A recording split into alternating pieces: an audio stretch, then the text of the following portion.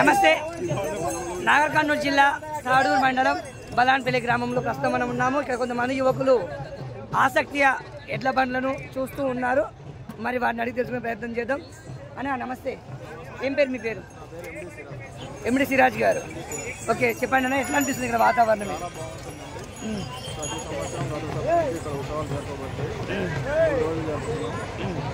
మొదటి రోజు యజ్ఞాలు కానీ తర్వాత రోజు కళ్యాణం జరుగుతుంది. అదేవిధంగా లాస్ట్ రోజు వ్రతాలు జరుగుతాయి.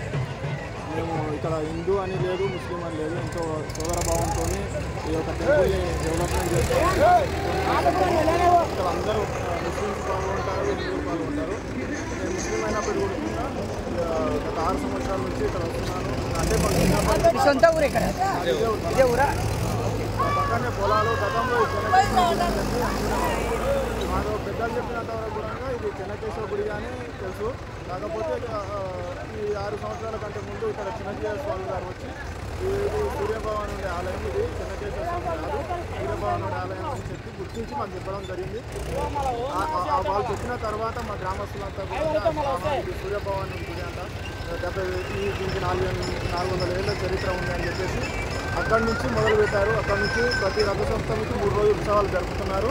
అదేవిధంగా గుడి డెవలప్మెంట్ కోసం కూడా చందాలు వసూలు చేస్తూ గుడి ఇప్పుడున్న చిన్న గుడి కాకుండా దీన్ని సుందరీకరణ చేయాలని చెప్పేసి పెద్ద గుడిగా చేయాలని చెప్పేసి, ఇంకొకటి మన తెలుగు రాష్ట్రాల్లో ఒకటి ఆంధ్రలో అరసవిల్లులో ఉంది, మరొకటి ఇక్కడ తెలంగాణలో బలాన్పల్లి తాడూరు మండలం నాగర్ కర్నూలు జిల్లాలోనే ఉంది. కాబట్టి దీన్ని మరింత డెవలప్మెంట్ చేయాలని చెప్పి, అదేవిధంగా ఇక్కడ స్థానికంగా ఉన్న నాయకులు కూడా గుర్తించాలని చెప్పి, ఇక్కడ మనకు వాళ్ళు గుర్తించడం ద్వారా అందరికీ తెలుస్తుంది.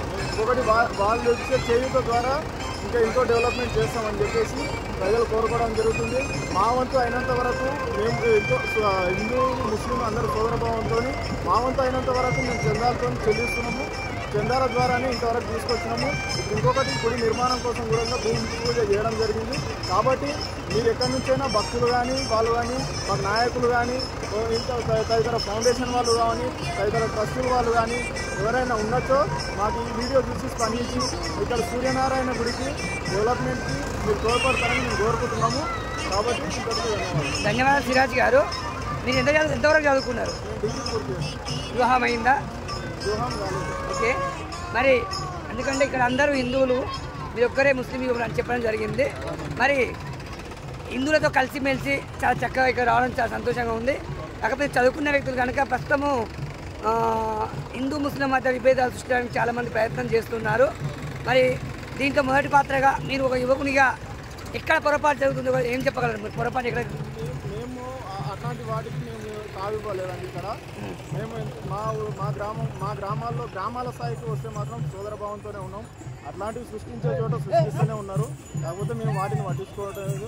ఎందుకంటే దైవం అందరికీ దైవమే, దైవాన్ని దైవంగానే చూడాలి. కాబట్టి అందరికీ సమానులే దైవం. కాబట్టి మేము దైవాన్ని దైవంగానే చూస్తున్నాం. మేము ఇంకొకటి పొద్దున లేసి అందరూ సోదరభావంతో ఉంటాం. కాబట్టి సోదరభావంతో ఈ ఉత్సవాలు కూడా జరుపుకుంటున్నాం. ధన్యవాదాలండి. మీరు చాలా చక్కగా వీళ్ళతో పాటు వచ్చి ఈ కార్యక్రమాన్ని వీక్షిస్తున్నందుకు మరొకసారి కృతజ్ఞతలు. తప్పకుండా మీరు ఇంకా చాలామంది ముస్లిం యువకులు కూడా ఒకరినొకరు గౌరవించుకుంటూ ముందుకు వెళ్ళాలి. జై శ్రీరామ్, జై హింద్.